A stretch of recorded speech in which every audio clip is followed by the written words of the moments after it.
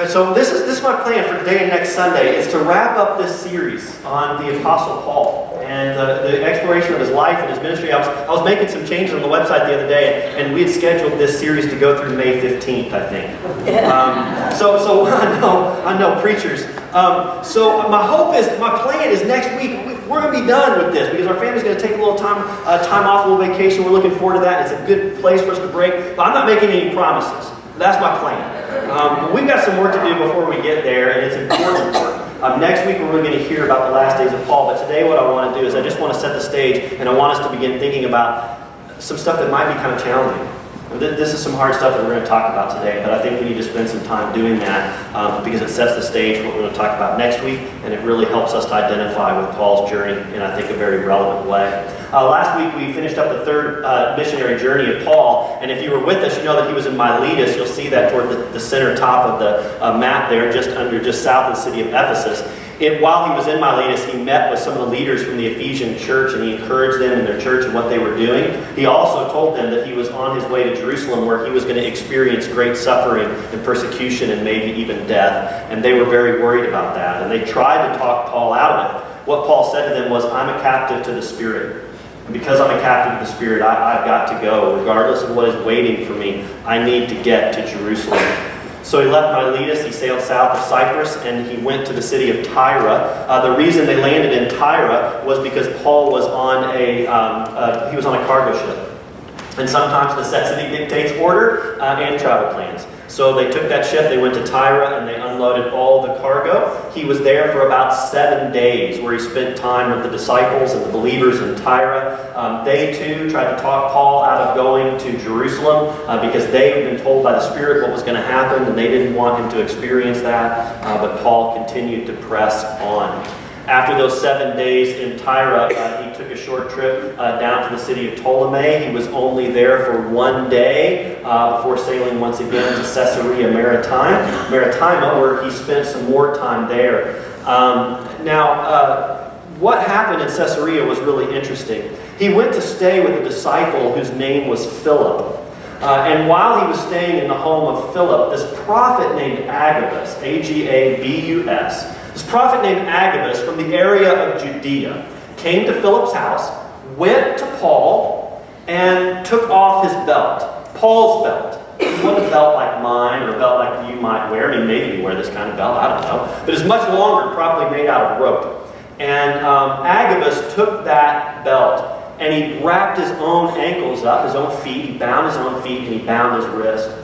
And he said, "In this way, you, Paul, are going to be bound, and you are going to be taken to great persecution and great suffering." The people who were there, they began to weep, and they cried. And they once again just asked Paul, "Please, please don't go." And here is his response according to the book of Acts.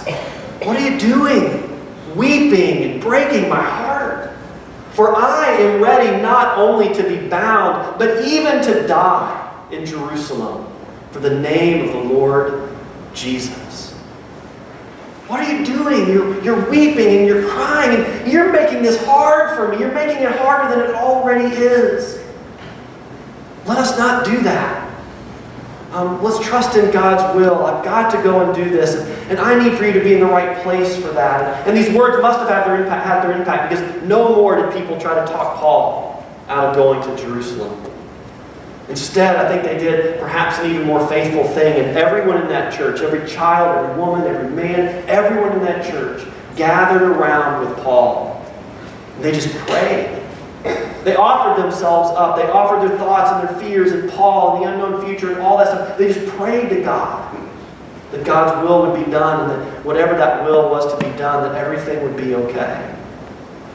And then after they'd had that prayer, they sent Paul on his journey. He began to go into Jerusalem. I wonder, if you were getting ready to take a trip, you didn't have to go on this trip, but you were getting ready to take a trip, and you knew that wherever that trip was going, there was going to be suffering, and there was going to be persecution, and there was going to be pain, there would be imprisonment, and there may even be death. Would you go? I mean, it's easy for us to kind of ask that question in the safety of this room, right? It's climate controlled, the seats are comfortable somewhat, and everybody's here, and it's safe, and it's dry, and all these kinds of things. So questions like this are really hard for us to answer at a level of sincerity that sometimes I think they deserve. I mean, would we go? Would we do it? We don't have to. Probably shouldn't. Everybody's trying to talk us out of it, including people we love and care about. I mean, I want to have that kind of faith. And I would love to stand up before you today and say that if that call came in my life, and regardless of what it meant, I would follow that call because I'm a minister of the gospel and I have that kind of faith. But you know what? I don't know what I would do until I was holding that ticket. And I'm not sure any of us do. I mean, what would lead Paul to be able to do this with such conviction, with such courage, with such faith? What would allow him to do that? And what does it say to us, almost 2,000 years later, about faith and God's call in our lives and all those kinds of things?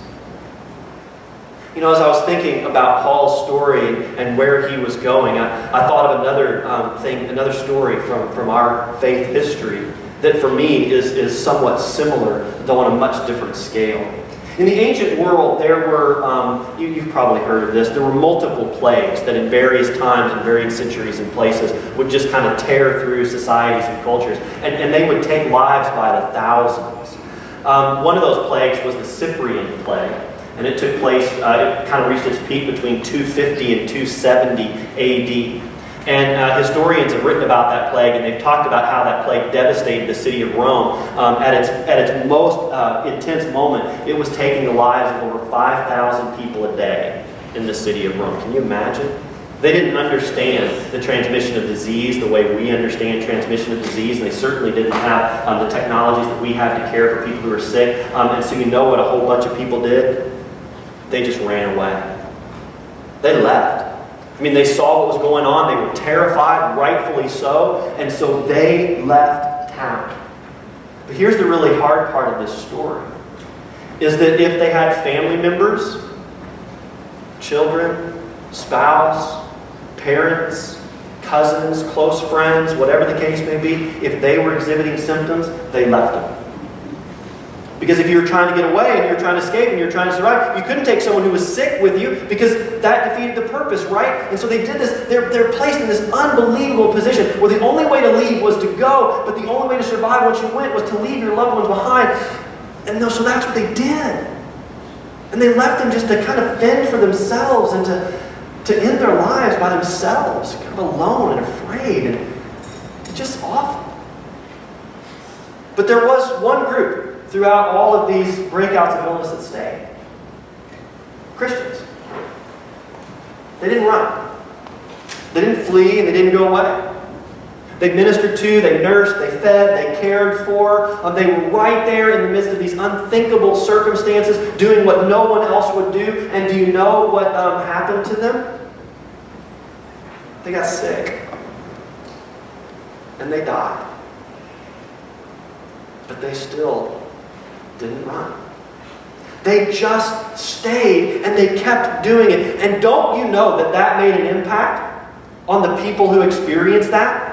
The people who didn't believe, the people who had never heard about God, the people who were even persecuting them before. Don't you know that it changed them and their perception of who these Christians were? What would cause these Christians to have this kind of ability to do this kind of thing, even though it meant certain death? Why would they do that? Some say that this is one of the reasons that Christianity grew.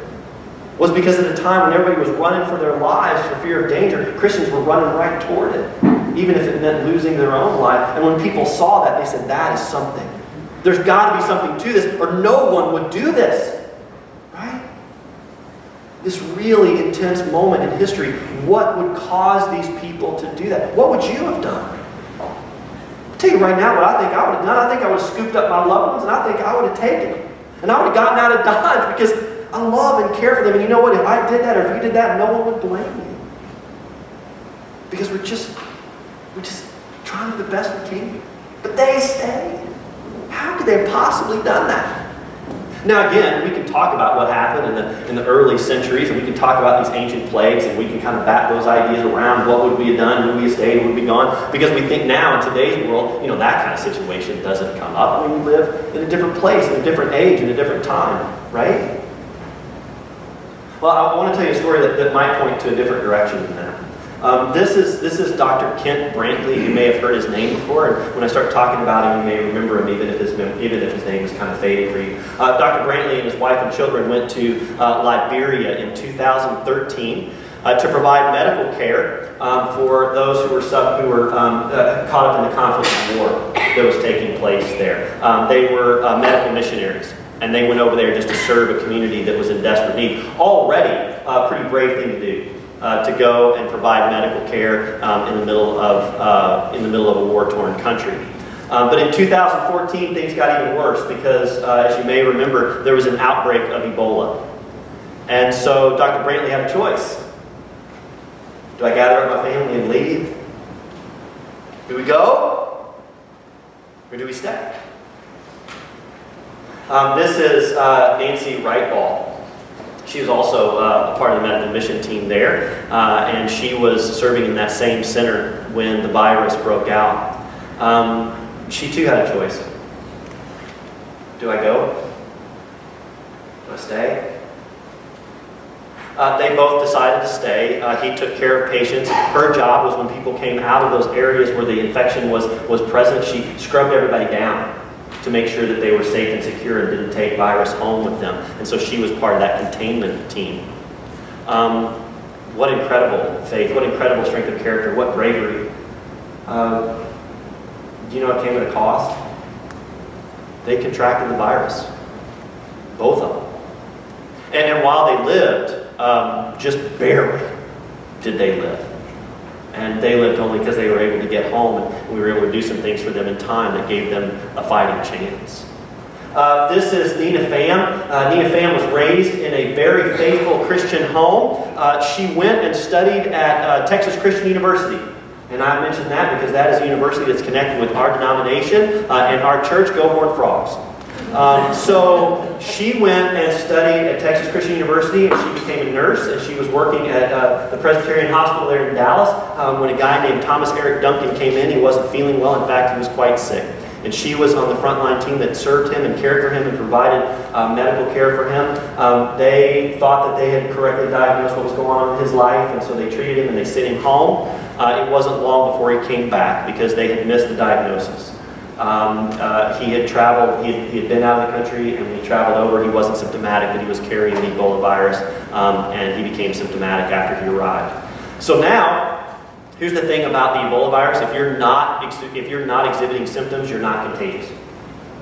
If you're not exhibiting symptoms, you are not contagious. People cannot catch the virus from you, even if you have it. If you don't have the symptoms, you're not contagious. But once you are contagious, once you are exhibiting symptoms, it's one of the most virulent and infectious diseases on the planet. Very, very contagious. So she now learns that she's been caring for this person, and she has not only been caring for him, she has definitely been exposed to the Ebola virus. She knows that. He comes back to the hospital because obviously he's really sick. He needs care. He comes back to the hospital to figure out what's going on, and now she has a choice. Is she going to care for this guy, or is she going to quit? So people try to talk her out of it. She stayed, and it cost her. She too contracted the virus. Lived. While Thomas Duncan was fighting for his life, his partner Louise Troe and her 13-year-old son and two young men that she called her nephews were living behind this apartment door. This is where Thomas Duncan was living at the time that he became symptomatic. And so behind this door were towels and clothes and bed linens and all those things that were infectious. And can you imagine the fear of being that family, being behind these doors? And they're in quarantine. They can't go out because they're trying to figure out if they have the virus and all this stuff. And so ideally, they would go to a place where that stuff wasn't. They could leave that apartment and go somewhere else, right? Well, let me ask you this. If you're a landlord or an apartment owner or you have a rental house, how are you going to feel about bringing in a family who's been exposed to the Ebola virus to your community, to your children, to your family, to your neighbors? Well, I'll tell you how most people felt. They weren't willing to do it. And so they had nowhere to go. And so they were just trapped in this house, in this unthinkable environment, because no one would bring them in. Well, enter into that part of the story the Dallas County judge, Clay Jenkins, who's a member of the Methodist Church. He hears about this story and he can't believe that no one's bringing him in, and that he's trying to make his phone calls. He doesn't know what to do for this family. So he calls a member of the church and says, hey, I know that you've got a rental property. I'm going to ask you to do what no one else in this city at this point has been willing to do. Will you make a home for this family so that they can get out of that situation and hopefully find healing and hope? And that guy said yes. Would you have said yes? So Clay Jenkins goes, and not only does he go to pick them up, he takes his family car. The car where his wife and children ride in every single day. He goes and he picks up the family. He doesn't make them get in hazmat suits. He doesn't cover the seats in plastic. He doesn't do any of that stuff, because he knows that as long as they're not symptomatic, it's okay. There is no risk. And everybody had assured him of that. But would you have used your family car to go pick them up and then go pick up your kiddo at school after you've taken them to their... Yeah, sounds like a good time for a rental, really. Like, I'm not sure I could have done that. Even knowing what I know, I'm not sure I could have done that. But he did it. And people freaked out, to be quite honest. The good news is that neither he nor anyone who was behind that apartment door contracted the virus. Everybody was okay.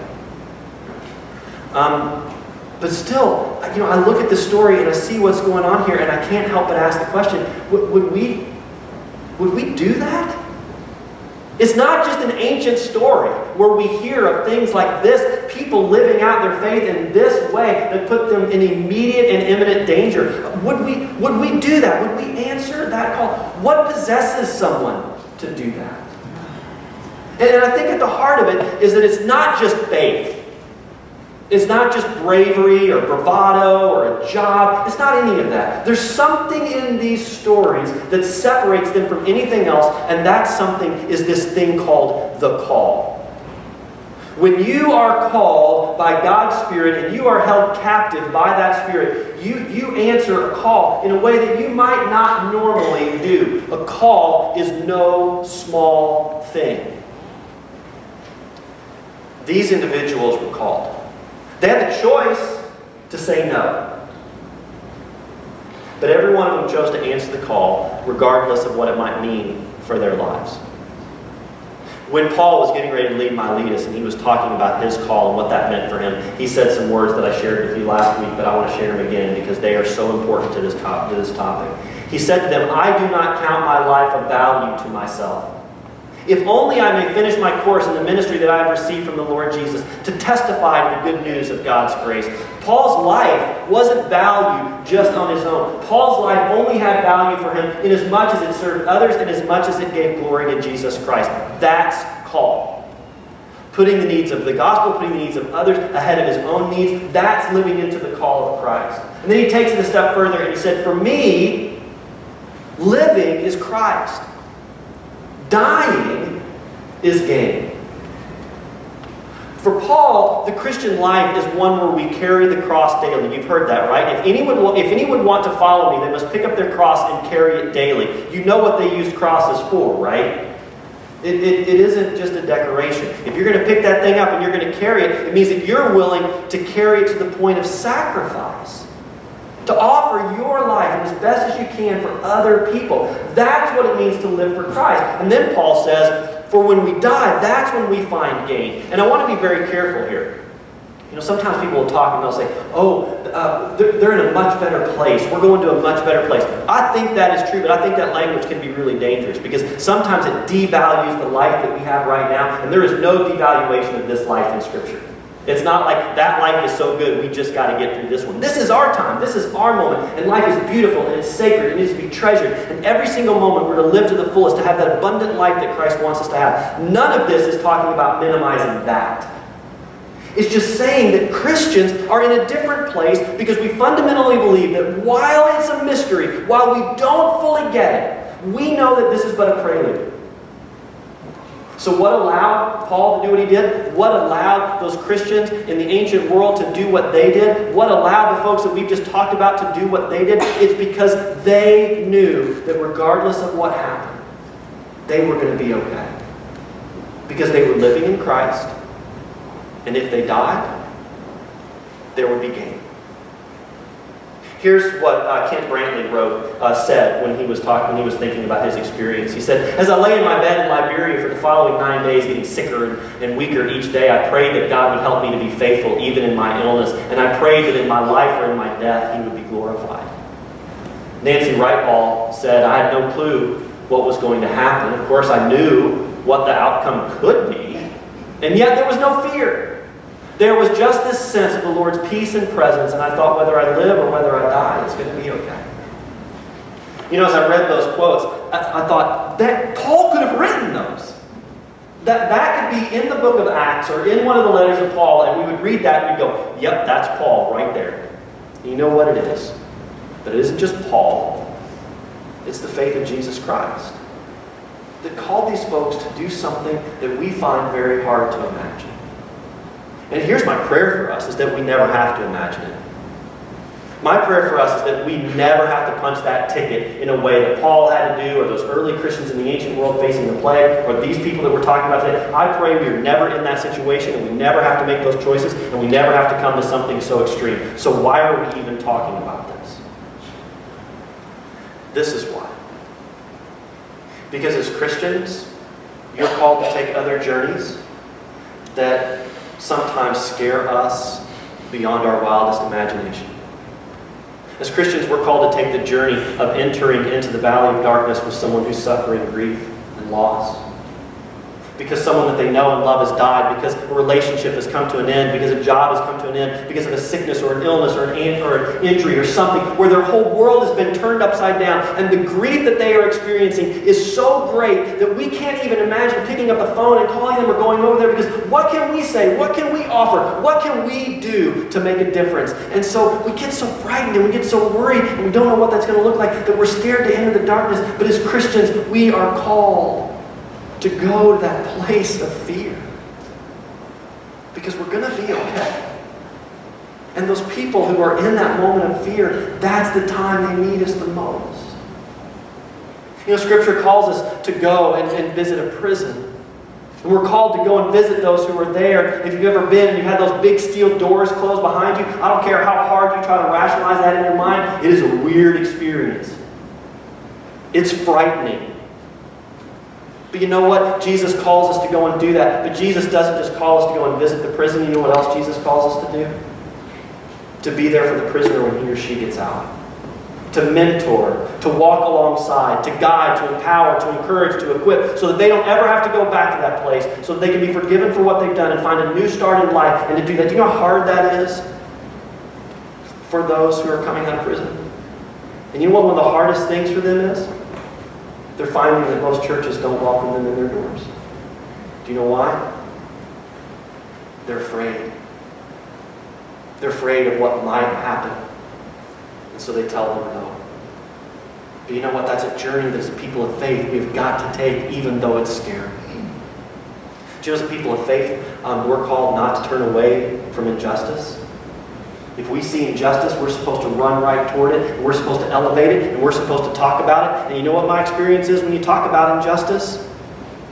People fight back, and they press back, and they say things, and they do things that are altogether unpleasant. Because sometimes an injustice for one is a gain for another. We struggle to give up with those things, and we struggle and we fight. But you know, Christians, even though it's scary, we're called to enter into that injustice and to make it right. I want you to think about one of the many topics in our society today that are tearing apart families, that are breaking apart friendships, that are tearing apart churches. I don't even have to make the list because you know the list already. It's the list you don't want to talk about at Thanksgiving dinner. It's the list you don't want to talk about at the water cooler. It's the list that's driven many of you off of Facebook and sworn off the evening news and all that kind of stuff. You know what the list is because it's frightening to have those conversations. But as Christians, we are called to take the journey of difficult and meaningful conversation because we have to. Our elders right now are in a study where they're talking about what it looks like, the racial tensions and situations in our society today. And they're dealing with that head on. And this is my understanding that while that journey has been very fruitful for them, it has not been altogether easy. Because they've had to confront their own issues of prejudice and bigotry and things that they've carried, and they've had to be honest about that, and they've had to work through that. Do you know how scary that is? It's terrifying. But that's what Christians do. We punch our ticket, and we keep walking, and we keep going, because that's what we've got to do. That's what it means to be called. And I'm not just talking about adults. Young people, you're called too. You're called to go and sit and eat lunch with the outcast. You're called to shave your head for the sake of other sick kids. Teenagers, you're the ones who are called to make the right choices when everybody around you is making the wrong choices and saying, come on, man, everyone's doing it. No. Your job is to be strong and to be faithful and to be courageous enough to do what's right. Sometimes the journey of faith is not easy. Sometimes it's quite hard. But here's the thing. We don't have the luxury of just talking about what our faith ancestors have done for us. We don't get to just give thanks for all the sacrifices that they've made to make our journey of faith in our church such a great one. We have to start thinking about what it means for us to leave behind our legacy. And that legacy is only found at the end of the punch ticket. At the end of the journey that may take us to fear and pain and suffering and sacrifice. The good news is that we don't go alone. The good news is that while living is Christ, dying is gain. Amen.